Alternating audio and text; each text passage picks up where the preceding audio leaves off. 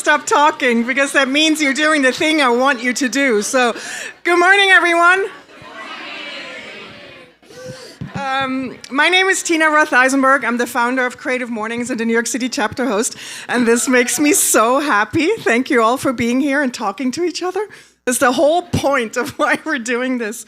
I want to welcome everyone also on the live stream who's probably cozy in bed with a cup of coffee. And what a delight to be back at MAD. Who here of you has been here last year in the August event downstairs? A few of you, right? Did you look at that view? If you haven't, you have to afterwards. It's kind of making my heart explode a little bit. I want to thank Dana and Grace and John for helping make this happen from the team of MAD. Who here is here for the first time? Like, who does not know about MAD? Okay, that's cool. MAD stands for Museum of Art and Design, by the way. And I want to tell you a little bit about it. MAD has been a home for creativity since 1956. And the museum celebrates artists, designers, and makers in the most beautiful way. Their exhibitions remind us not only of the beauty of objects, but also of the stories, ideas, and the culture behind them. And there's one exhibition in particular that I want to tell you about, which is opening on September 12th.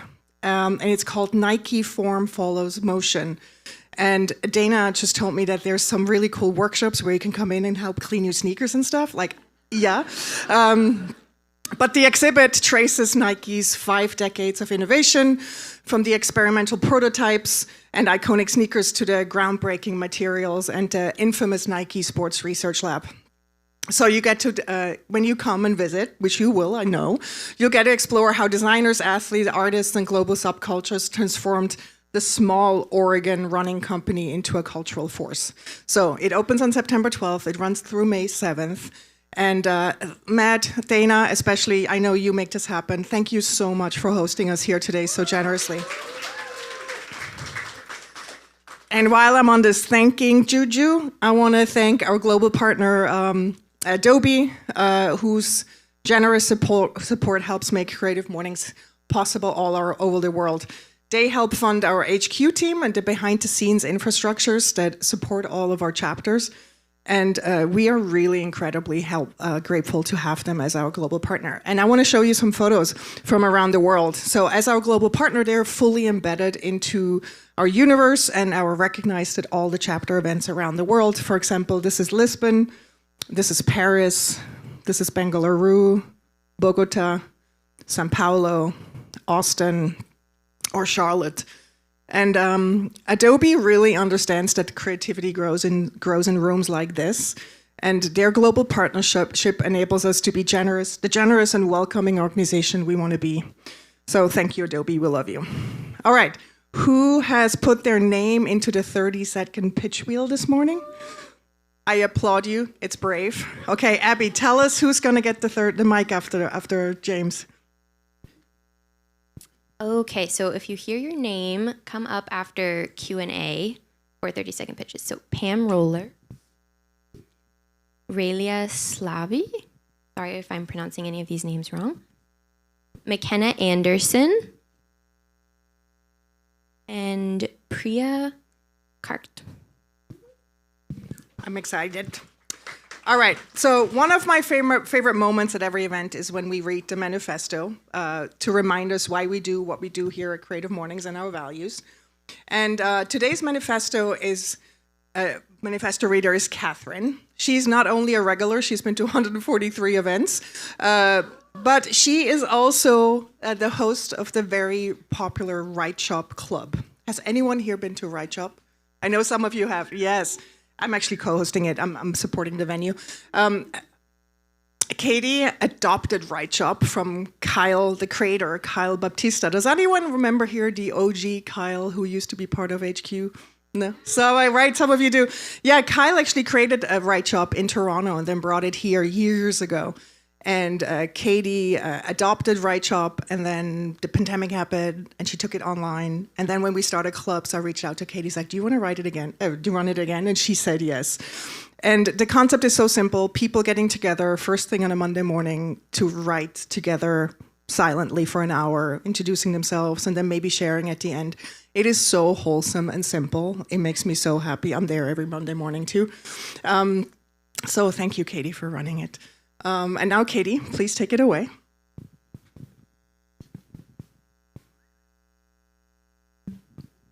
Okay. Everyone is creative. A creative life requires bravery and action, honesty and hard work. We are here to support you, celebrate with you, and encourage you to make the things you love. We believe in the power of community. We believe in giving a damn. We believe in face-to-face connections, in learning from others, in hugs and high fives. We bring together people who are driven by passion and purpose, confident that they will inspire one another and inspire change in neighborhoods and cities around the world. Everyone is welcome. Thank you, Katie. Thank you, Katie, for both reading the manifesto and being such a generous community member and running clubs. Our clubs are a direct response to what so many of you have been saying for years over and over, that meeting up once a month on a Friday morning is not enough. And we agree, because of Creative Mornings, we believe that a community is not a community until it self-organizes. And boy, ever since we invited you in June of 2024 here in New York City for the prototype of trying to see if we can build clubs, you have been showing up. You all have been doing an incredible job. Since we started the prototype, we have greenlit over 150 clubs in 12 cities and have had over 900 clubs events and 12,000 clubs attendees. So that's a testament to all of you. So, for example, here in New York City, if you haven't been to a club, or you actually don't know what I'm talking about, but you could this afternoon join the club called Tea and Hermetic Tarot, a Founders and Creatives Club, hosted by Holly. Tomorrow, you can join Pam's legendary knitting club. Pam is actually doing a 30-second pitch later. Pam's a legend here. On Sunday, you can join Cinema Paradiso with Ricardo and watch not just one, but 2 films of the 20th century. He has good snack tables, too. And on September 6th, Nelson is taking Photograpals to Governor's Island. Nelson is the man with the camera right there. Amy is hosting the Recovering Creatives Club based on the Artist's Way book, happening on September 8th. Also, fun fact, Amy came to Write Shop 3 weeks ago. I told everyone about clubs, and then she, during Write Shop, wrote the application for clubs, and a week later it was up and running. It was very meta. And then on September 12th, there's an artist's admin meetup. And one, last but not least, then there's the handwritten hour hosted by Jennifer, where you can write, people get together, write analog letters and cards, and then together walk to the mailbox, put a stamp on it, and mail it. You can see all the clubs over on creativemornings.com/clubs. And if you keep wondering what you can do these days to bring goodness into our world and keep the vibes high in this city, start a club. Build a community around something you love. And if you have an idea for a club, or we can help you get it over the finish line, come to me, I can help you. Or Crystal, who's like waving there in the back. She's our clubs fertilizer. She helps clubs expand in the world. And there is one person who is making the existence of clubs possible. And that wonderful human is Ruth Ann Harnish. She became our first ever patron in 2024. And with unmatched generosity, doubled down last December with financial support of our organization. She's making this friendship engine possible. So thank you, Ruth Ann, and thank you all who are investing and contributing to the club's ecosystem.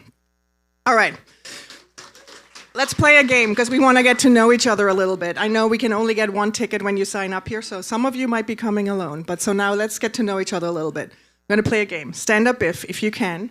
I'm going to project sentences to the screen. If they apply to you, please stand up if you can.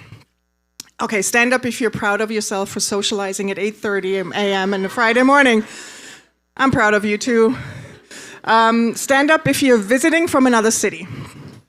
This is always my favorite. Oh, so many. So who thinks they came the furthest away?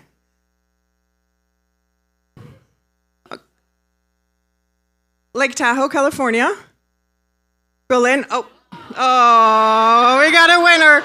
Unless we have New Zealand. Do we have New Zealand? No? Okay. Berlin wins. Thanks, everyone. Wait, what? What was that? Virginia? Well, Virginia. Okay. But also, like one of the wonderful people standing here right now, Dawn, she's our host in LA. And she's the reason James is speaking today because she introduced me to James, so this is beautiful. Okay, stand up if you've ever surprised yourself with what you could handle. Standing. Wow, look at us, resilient humans. Stand up if you're currently figuring something out as you go. Aren't we all? Stand up if you have a secret talent that is completely useless. Oh, I want to hear what that is.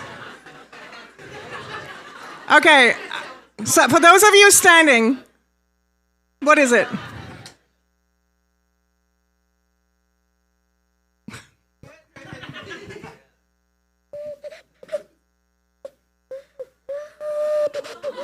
It's better, at 3 o'clock in the afternoon. Who else has a useless talent? What is yours? Oh my God. I just do this thing where I pretend like I have a wig so I can kind of do this.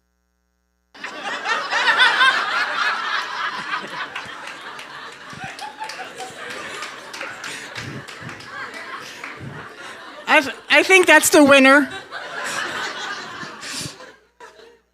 Stand up if there's someone in this room you would love to know better.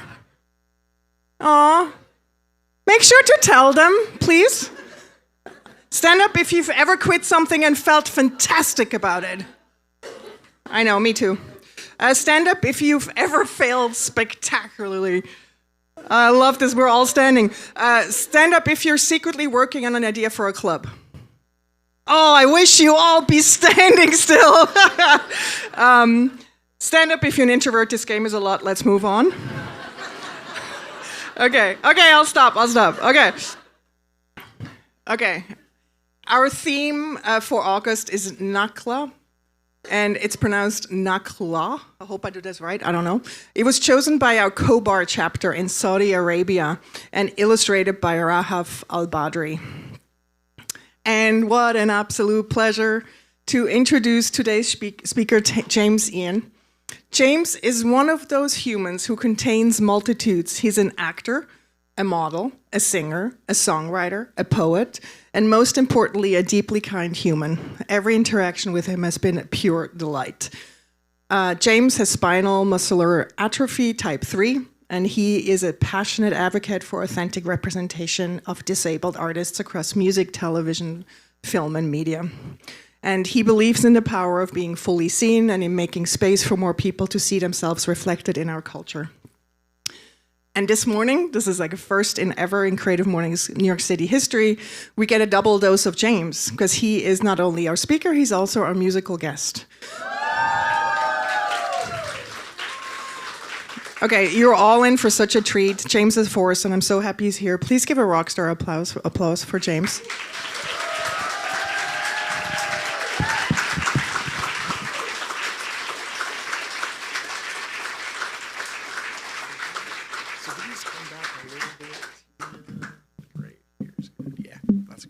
That's perfect. Thank you. Yes, it's on. Thank you. That's great. Yeah.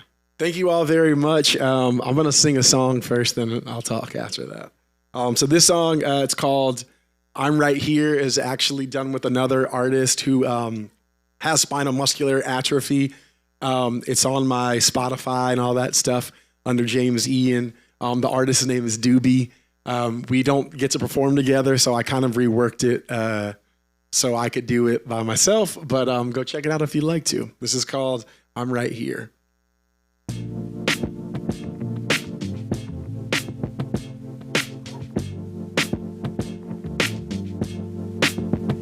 So you lost your faith in love, and you think you've had enough.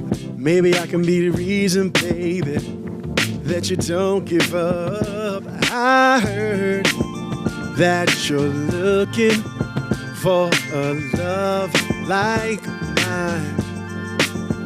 I'm right here, so don't waste no more time searching. I don't know what you've been through, how they made you feel. All I really know is that I'm for real, and I'm sure you heard it all. The things they say they do, but when it really matters, none of it was true. Some people like to play games, and some people are lame, and it's such a shame because you really paid the price, love. I just think you haven't met the right one, and I know it's me. Respectfully, you would never ever have to check for me. All the ones before you were dead to me. And I ain't telling no lies, girl, all I see is you. I heard that you're looking for a love like mine. I'm right here, so don't waste no more time searching. We can see the future, there ain't no guarantees. I just want a chance to see what this could be. No, I'm not saying I'm the one, I'm saying that I might be, cause we were a good fit like my Nike. So let's take it to the max like Bayside, treating every night like it's date night. That's right, I'm gonna treat you so right, it'll feel like a dream even when it ain't nightlight. You really have to pinch yourself, cause it'll be that hard to tell.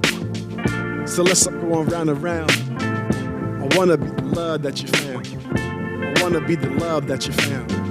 Girl, I just want your love. I heard that you're looking for a love like mine. I'm right here, so don't waste no more time searching. I heard that you're looking for a love like mine. I'm right here, so don't waste no more time searching, baby. Yeah, yeah. Thank you.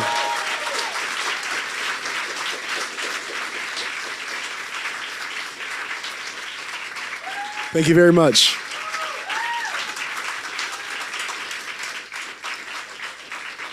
Thank you. So yeah, I think Tina mentioned something about a Nike workshop, and coincidentally, I have a line about Nikes in there.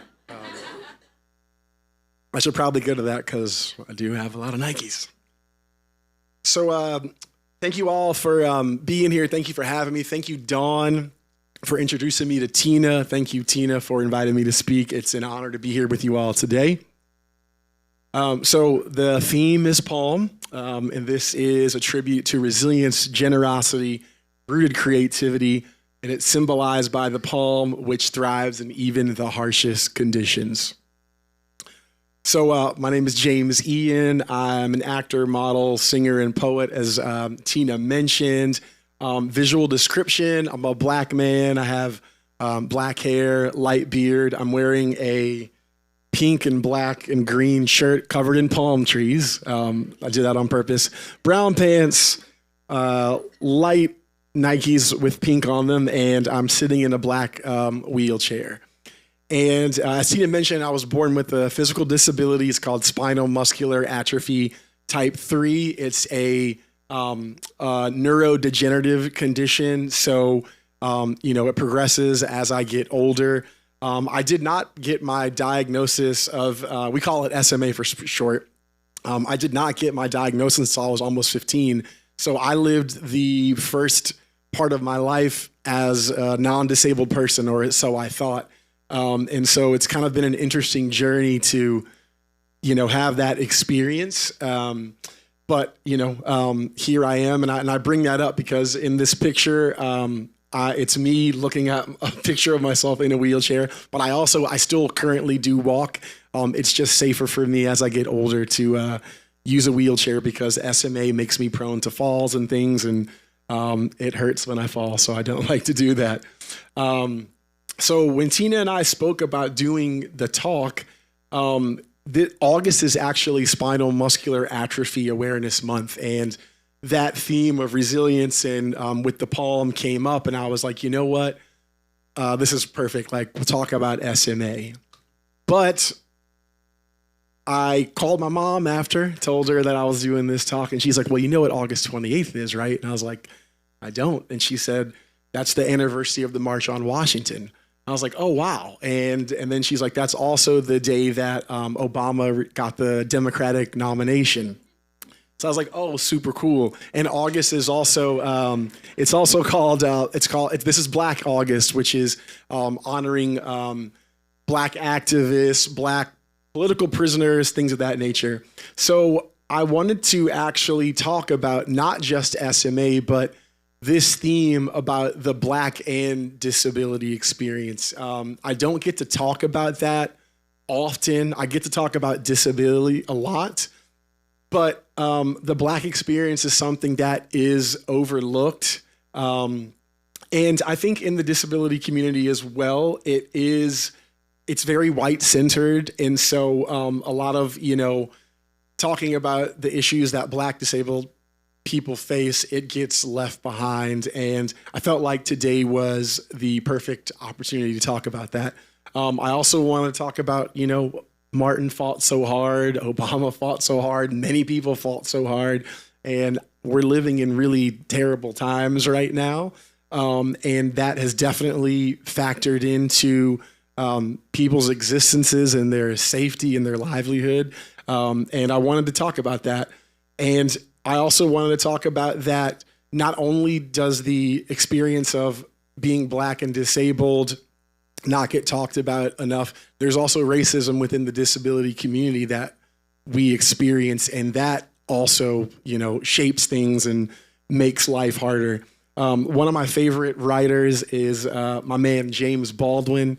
He has this great quote. Thank you.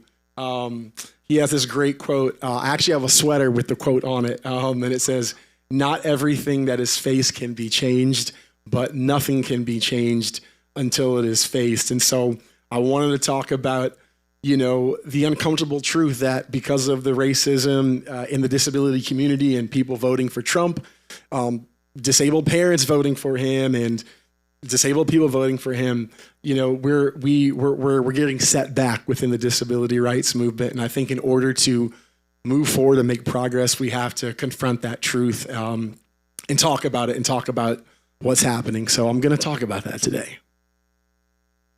Thank you. Thank you. Appreciate it. And thank you guys for being so kind and cool. This is, I do want to say, this community, really loving you all. So thank you. The theme of Palm, it mentions, being resilient and generous and creativity, even in the harshest conditions. I want to talk about some of the current times and what those harsh conditions are. Look at where we are. Back in April, we had the Voting Rights Act gutted, which is going to make it really hard or impossible for Black people to vote. I also read this study recently from the Economic Policy Institute that says the financial situation of Black adults is the worst that it's been in 10 years under Trump, and college grads are a demographic that are seeing some of the steepest decline. In addition to me being an artist, I'm also an academic. I went to Georgetown for my undergrad. I got my law degree from Georgetown. I do not practice law, but I actually, ironically and weirdly, I sat next to Eric and Ivanka Trump in undergrad. So it's very weird to be here talking about that and to have the history of Ivanka asking me for my Accounting 1 homework. That did happen. So it's very strange, but I remember, when I went to Georgetown, I remember feeling like so many things were possible and the future was so bright. And I felt like I knew how hard I had to work and how much the odds were stacked against me to be there. And I remember always feeling like it was such a privilege to be in my classrooms and stuff. I was always the only disabled person. I was always one of a few, sometimes the only Black person in class. And so it was not lost on me that, you know, it was significant to be there. And I remember feeling like, wow, I'm going to go out in the world. I'm going to be successful. I'm going to change things. Like, I'm going to be great financially. And then fast forward to where we are, and like, it feels really hard day in and day out to do that. Home ownership feels really, really difficult, especially as a Black and disabled person. I know a lot of people feel that way, and I felt like it just feels like it's so exhausting, you know? It's so exhausting to live and exist in this country and this environment as a Black and disabled person. And I feel like when I was at Georgetown, I never could have imagined that I would be feeling this way right now. And so it's really hard. And it's also really hard in the art world too, because of the erasure of DEI.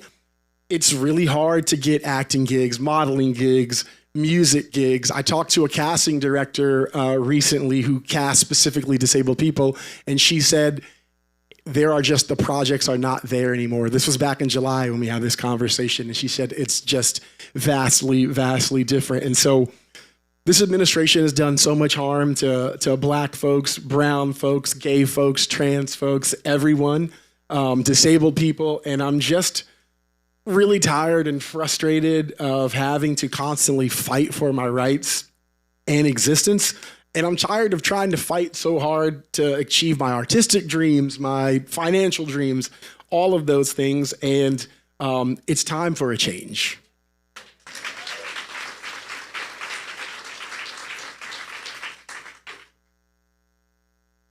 Thank you. So another example of the harsh conditions that we live in. Back in July, July is actually Disability Pride Month, the DOJ put out a memo saying that they're not going to rely on the Olmstead decision. The Olmstead decision says that states should provide funding so that people with disabilities can live in their communities and not have to receive those services and care in an institution. So the DOJ, Disability Pride Month, they say, hey, we're not going to rely on that. Which could push disabled people on a path toward being institutionalized again. And like I said, disabled people, there are some people in the community who voted for this. They are now experiencing the consequences of their vote. Fannie Lou Hamer, who was a Black disabled civil rights activist, she popularized the quote, "Nobody's free until everybody's free." And I think this example is a very good one of that. And again, you know, I'm really tired of having to do this work in the disability rights space and these other spaces, and having to deal with the racism in the community and being set back by it. And so once again, it's just time for a change. I wanted to call out the picture that I used. So initially for this slide, I had a picture of a bunch of my disabled homies. They're all musicians, and we had done a gig, and it was like 20 of us in this picture. And so I had the picture up there, but the way that the slide cropped it cropped out me and like half of the people. So it just looked like a bunch of my it was just like half of these disabled friends that you wouldn't know. And I was like, this looks really bad. And I changed it last night because I was like, it just looks like something like you should pity these people that could be institutionalized, and it's like my friends. And I was like, no, don't do that. So I just put a picture of me there, sorry. So here I felt like, after all I've talked about, is a good time to, I'm a published poet, and this book right here, thank you so much. I have a poem called Reflections of Misperceptions in this book behind me. There's a great disability rights advocate. There's a movie coming out about her from Sean Heder directed it. She directed Coda. It'll be out in November. Her name's Judy Human. Some of you may have heard of her. She had a documentary called Crip Camp about a lot of the work she did. The Obamas produced it. It got nominated for an Oscar. Judy was a very good friend of mine, and she actually one day called me up and said, hey, they're doing this really cool book, and you should try to be a part of it. And so I wrote this poem, submitted it, and they decided to publish it. So I'm going to read that here. It's called Reflections of Misperceptions. And it's about being Black and disabled, but also navigating entertainment space. Oh, Hollywood, you made me think I could never be on the silver screen, all because I was born with a mutated or deleted SMN1 gene. And when I did see disability, it was portrayed despicably in scenes. So when I was growing up, I didn't feel I should be seen, because all I ever saw on TV when it came to disability were folks who were ridiculed, viewed as inhuman, and folks who were pitied. Then there were other times you told me my disability should be overcome, and that's why I tried to devise science and maintain my ability to run. Let's not forget the times you showed me I was always be alone, despite text messages to the contrary from beautiful women on my phone. You constantly sent me messages saying I'd never be desired, but this wasn't my reality, so which one of us is the liar? Dating was always easy for as long as I can remember, and I always had partners to dance with, even if it wasn't in September. If you don't believe me, you can check my IG and my yearbook for the proof. The way you tried to paint me couldn't have been further from the truth. At the end of the day, I didn't feel the way you wanted me to be perceived, so I went back and forth internally about which one of us to believe. It's scary to think that you almost had me fooled, but lucky for me, I don't play by anyone else's rules. See, as a Black man in America living with a disability, even I couldn't imagine how difficult things would really be. It seemed my trajectory the world would conspire to stifle, and although I can't jump, man, I was determined to fly higher than Michael. In case you missed the reference, I'm talking about the number 23, and the things I used to try and hide are the things now that you're gonna see. You tried to show me that my disability was something to be hated, when instead it was something beautiful that should always be celebrated. It's given me a unique point of view and a real sense of purpose, and lived experiences I can bring to the stage when they lift up the curtains. It made me feel so many things, a whole range of emotions. People say inside of me they can see the depths as deep as an ocean. So I use it as an asset, and I include it as I worked upon my craft. I auditioned for roles with disabilities, even though there are so few of them that are cast. Along the way, I've lost some of them to non-disabled actors, and it's hard not to take it personally. Then I realize it's the stereotype they're after. I could go on and on about how you've harmed with your portrayals, and about how I've lost my faith in you because of all of your betrayals. But the only person I ever needed to have faith in was myself. And when there's a job to do, I've never been one to wait for someone else. I wish it wasn't so difficult, but do I really have a choice? Because I'm tired of you thinking you can speak for me and trying to steal my voice. So I keep it pushing, and I do whatever it takes and try to make it happen. And when I look back on this life of mine, no one could ever say that my effort was lacking. Honestly, I could care less about being famous, and I don't care about being seen. But I do hope someone with a disability sees themselves in me whenever I'm on screen. Hollywood, you told me, Hollywood, you won't hold me back because I know this life is for me, and I'll be damned if I let you stop me from being the one to tell my story. Thank you. Thank you very much. So you guys this is the first time I've ever read that poem out loud. Like, no, not many people have seen it. I own the book because they gave me a free copy, but it's an expensive book, so probably a lot of people haven't seen it, you know? So I wrote this in 2020, as I mentioned, during the pandemic early on. And, you know, at this time I thought we would not be regressing, but here we are. We have a racist, allegedly pedophile president who's trying to drag us backwards. And I feel like giving up so many times. But even in these harsh conditions, I know that we're going to get through this, and we're going to come out better than before because of our resilience, our generosity, and our creativity. And this is why the poem speaks to me at this moment in time. The attributes I possess because of my Black and disabled identities will see me through.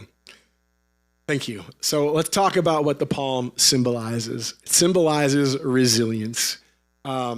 I have a song out called Make a Stand. I released it in 2020. I actually wrote it. It was inspired by the Charlottesville terror attacks.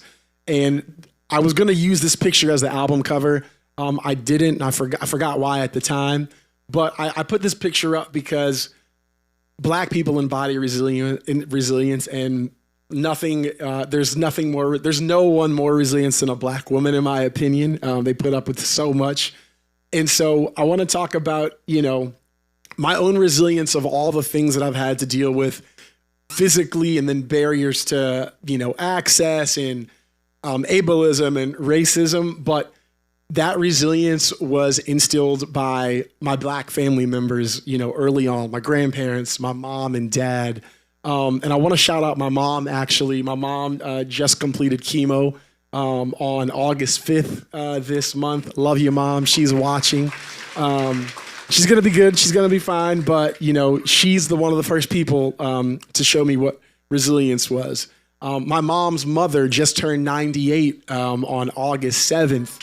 And she's lived through horrific times, raised a family, and, I've learned so much from her as well. And I feel so bad that she has to, see this play out and not see the change that I'm sure she wanted to see, in her life. But I am thankful that they gave me that resilience. And, my resilience was also made stronger by my disability experience. I had to be resilient in navigating an inaccessible world, and as a Black person as well. I had to be resilient with my academic, path. I've had to be resilient in pursuing art as a Black and disabled person. I've had to constantly fight for my rights as a Black and disabled person. I have a million stories about that. And, we shouldn't have to be resilient to exist. I think it really sucks that we do. And, I'm tired of having to be resilient, but because of this experience, I'm built for it. And all of this stuff is not going to knock me down. And you can try me. The palm also symbolizes generosity. This is a picture of my grandfather, my dad's dad. This is him in Germany in World War II. He passed away a few years ago, 2 months shy of his 100th birthday. He was so cool, so funny. His name's James also. And I put a picture up because of him, because Black people are generous. And disabled people are generous too. I'll talk about that. But Black people keep showing up for this country and fighting for the betterment of all people, despite this country actively trying to harm and kill us. My grandfather fought in World War II for a country that did not love him, and he was proud of it. And like I said, we keep doing that. And not only do we keep showing up when they're trying to kill and harm us, we also lead with love, we lead with joy, and we lead with hope in face of that terror.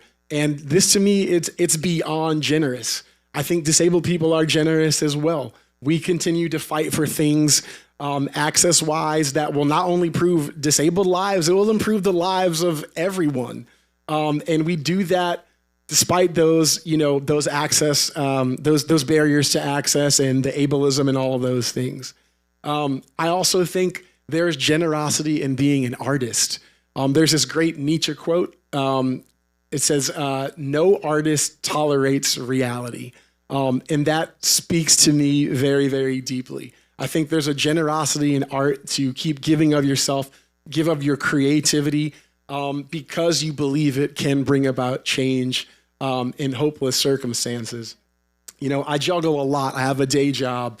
I'm trying to manage my health. This disability makes me tired all the time. Manage home life, pour into my art, help out my friends and family when I can. And, even though it seems so daunting and I'm fighting all this racism and ableism, I still pour into my art because I do believe it can make the world better. I do believe it can change. And I think this is very, very generous.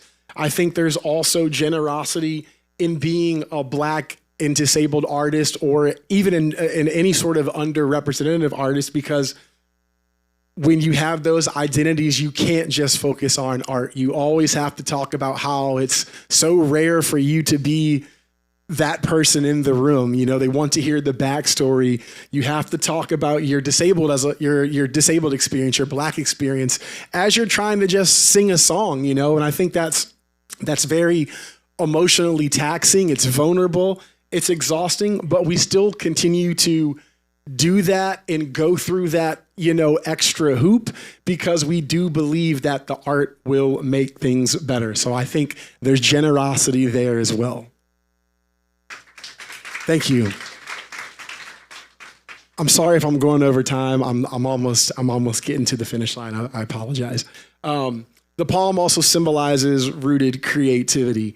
I think Black folks are inherently creative. We've had to be to survive in this country.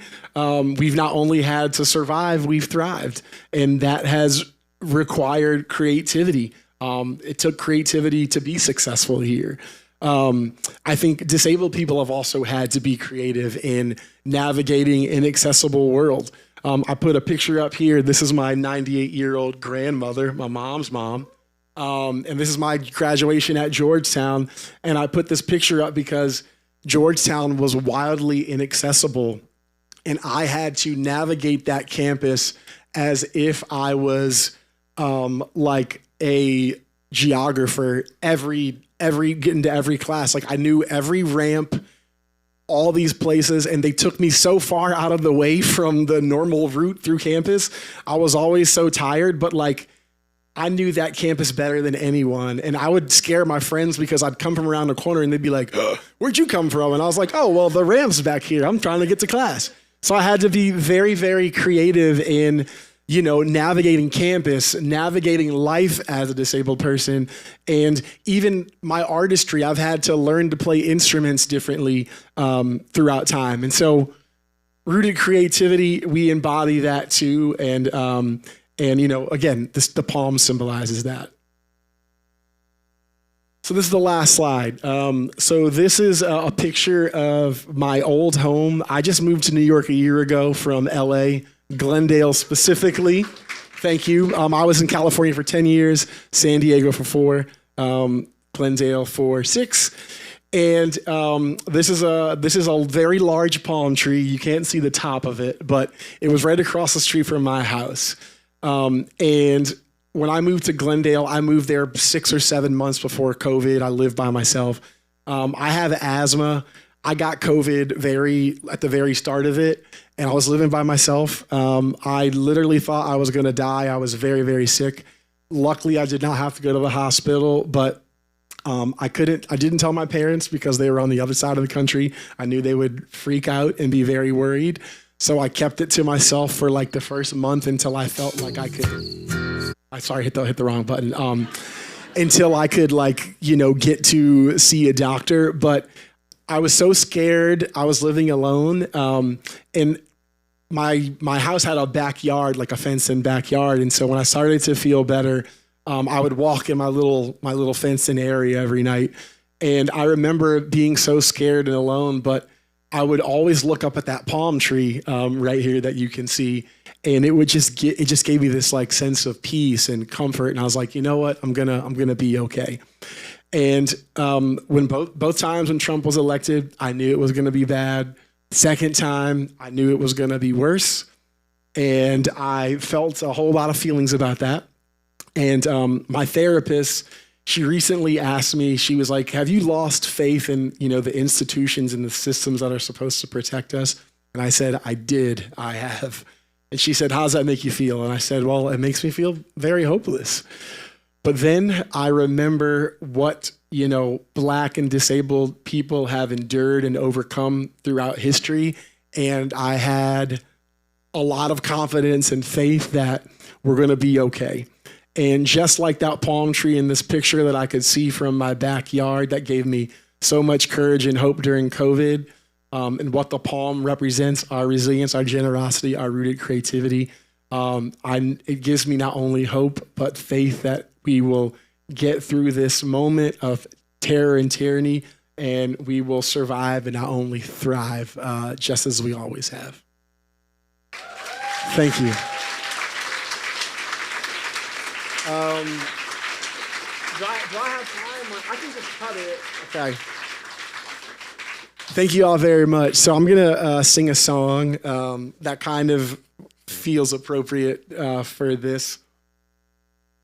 I sing Sam Cooke, A Change Is Gonna Come a lot, but apparently if I do that, YouTube's gonna pull it down. So I'm gonna do this original. It's called Remember That Time. It's on my Spotify and all that stuff. I sing a lot of R&B soul. This is not really that genre, but I think lyrically it's appropriate. So I'm gonna sing it and then thank you all so much.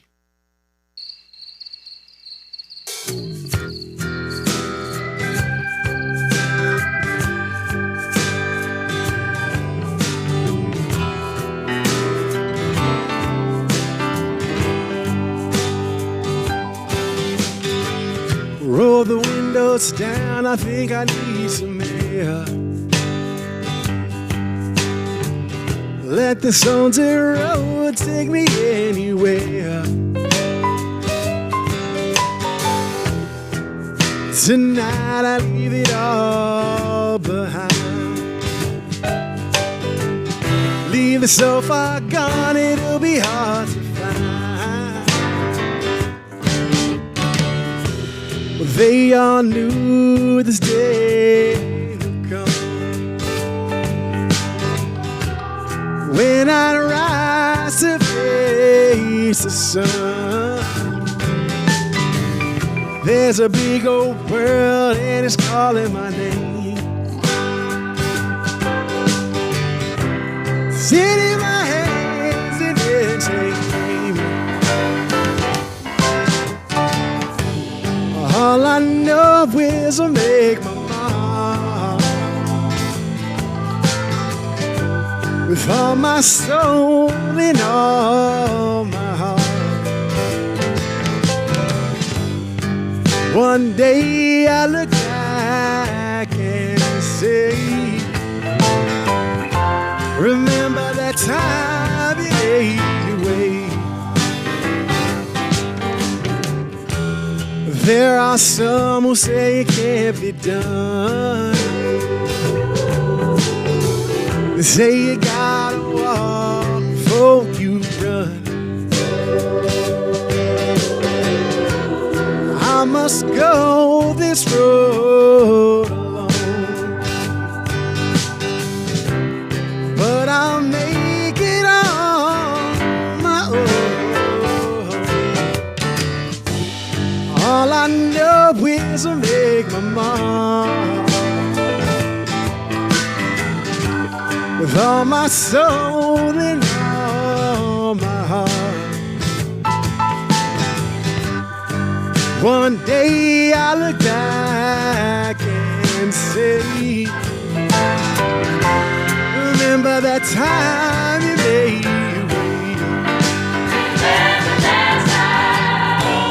Heaven knows there'll be some night. It'll feel like there's no end in sight. And although the road is long, I'll dig deep and carry on. All I know is to make my mark with all my soul and all my heart. One day I look back and say, remember that time you made me wait. Remember that time. Oh, remember that time, yeah. Remember that time.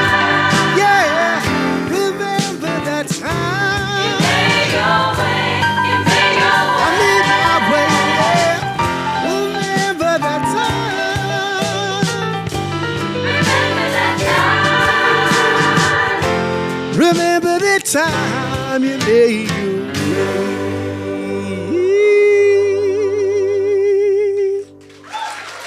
Thank you.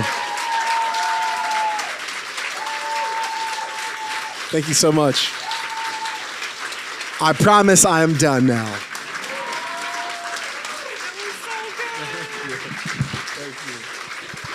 So stay right there. Stay right there. Thank you all. James. Can we do it again? Come on, let's give him another round. Thank you. Thank you. What a thoughtful, personal talk. Thank you so much. Thank you. And I'm so sorry I didn't notice your palms on your shirt when you walked It's in. all I good. feel like a total failure right now. That's so thoughtful. You're good. I'm also a fashionista. You know, Yeah, so. you clearly are. We can do a quick Q&A. Who has a question for James? Can you stand up and say your name? Hi, my name is M, just like the letter. Hey, Em. How do I want to phrase this? So like you mentioned James Baldwin and you mentioned Fannie Lou Hamer and you mentioned Sam Cooke. And so this question is kind of a spin on like who inspires you, but even more specifically, who would you say like your work as a poet and a songwriter is in conversation with? Oh wow, that's a very good question, and tough. I like definitely Baldwin for the poetry piece, 100%. I would say for the music, I listen to a lot of soul. So Sam Cooke for sure is there. Nina Simone is for me. Roberta Flack also. Al Green for sure. And then more currently, like Maxwell, I like Falsetto, Sade. Those are the folks I feel like I would like aspire to sound like for sure. And throw Prince in there too.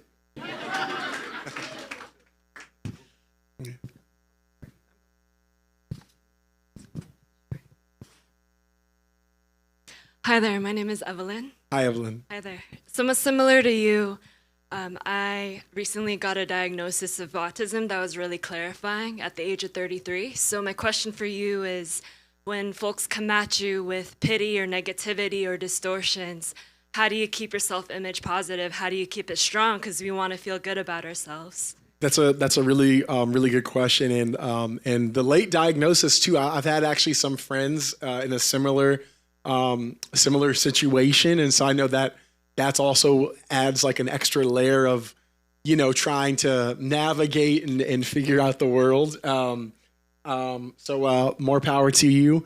I would say for me personally, I just never personally viewed myself that way, and I think also like the people I surrounded myself with, my family definitely, because they were the ones that when I got my diagnosis, that was my first immediate, line of support. My family never ever talked that way or let me feel that way, and so I think when I went out into the world, I had that self-image, that was partly baked from what they told me, but then, like I said, I was just like, I have to live my life and I want to do all these things. And like, no one has ever seen me that way. And then as I got more involved in the disability community, me finding the disability community was also later in life for me. As I met more people that, use wheelchairs and had autism and all these sorts of disabilities, like I just also never thought of them that way too, and I think because we surrounded ourselves with that, a lot of these disability rights icons like Brad Lomax and Judy Heumann, they were also like, why would you ever pity us? Like, we're out here living our lives. Like we're dating, we have careers and we have families and we're artists and all these things. So I think it's really a matter of like, the media will definitely try to tell you otherwise. It's tuning that out and really like relying on who you know yourself to be, and I don't know myself as anything else than that, so it's a great question, but you just got to lean into you and be like, that's not the way reality is for us. Of course. What a beautiful point to end on and to keep it in time. Thank you so much, James. Thank you. That was wonderful. Thank you.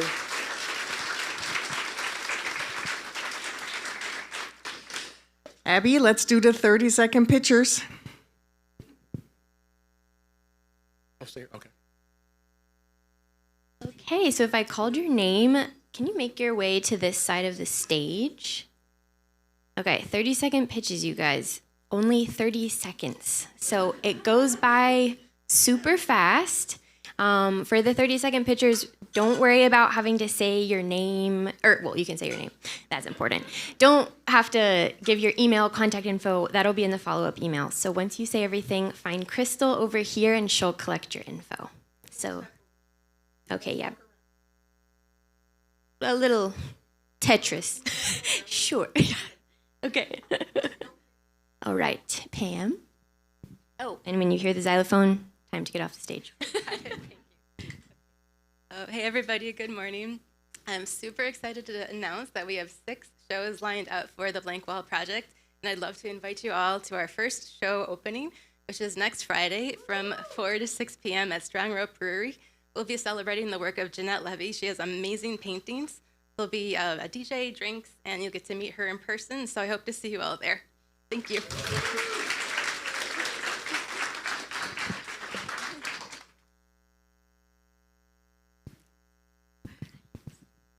Hi, everyone.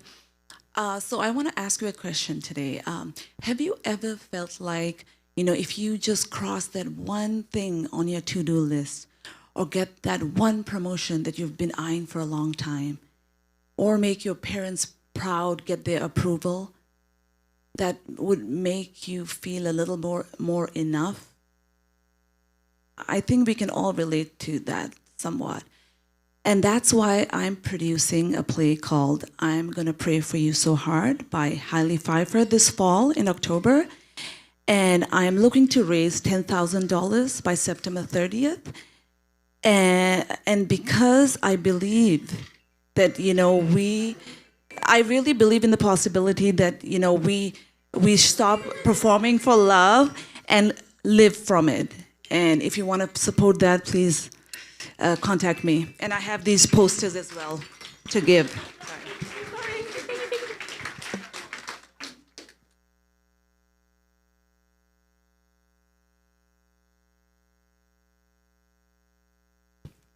Hello, I am in the middle of a career change, and so I am for hire. I spent the last 6 years as an offshore marine biologist studying the sea floor, and I'm looking to go into something more creative. What makes my heart sing besides dance parties is being able to support my community and watch them succeed and grow and celebrate their successes. Thank you.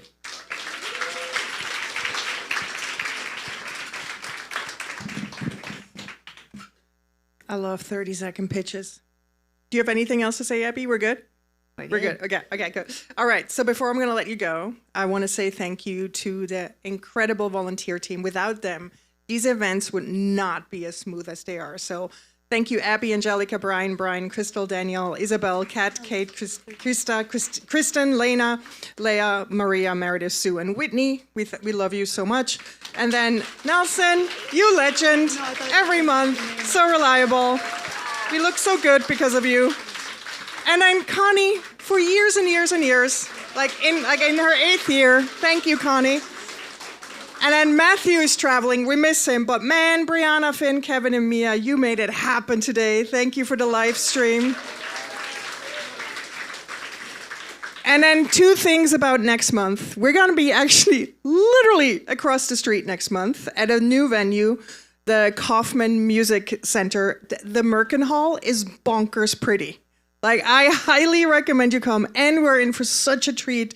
June Cohen is an incredible speaker. She wrote a book, The Great Remembering. It's about ancient practices. It will be wonderful, delightful, and in the heart. So join us on September 11th and across the street here. And then we don't have a coffee partner anymore. We don't have a breakfast sponsor. We haven't had one for 3 months now. If you know anyone who wants to help make this happen, please reach out to us.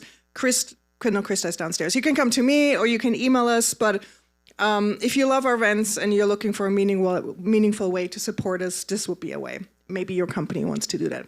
And I always want to end with a quote. And this one is going to make me tear up. Whoever you are, be that. R.I.P. Dolly Parton. Thank you for being here. Thank you, Matt. And see you next month.